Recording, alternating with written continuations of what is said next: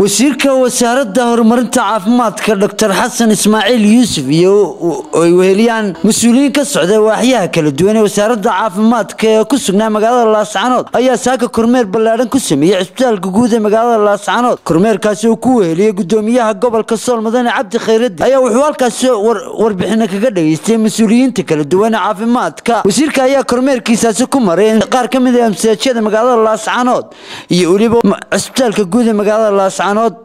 inta kadibna wuxuu wasiirku ka qayb galay munaasabad ballaaran ay ku qalin jabinayaan arday baratay culunta kala duwan caafimaadka ee maxadka tababarka caafimaadka ee magaalada Laascaanood.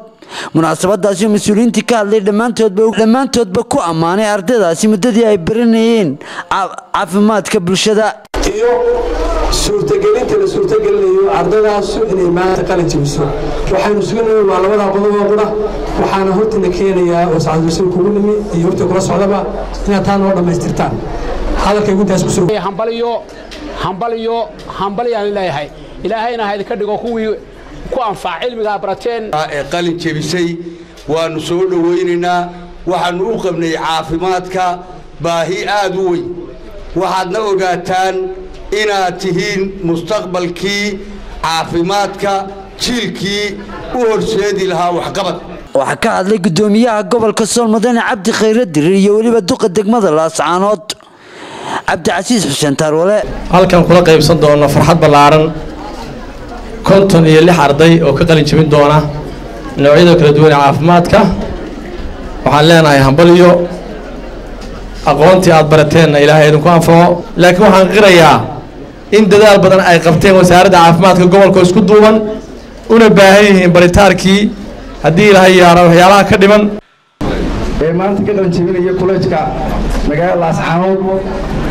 inkastoo markii uu maxay ahaa waxaan rajaynaynaa mustaqbalka dambe aan ugu yeeri doono jaamacad inuu university isku bedelo haddii la hayno.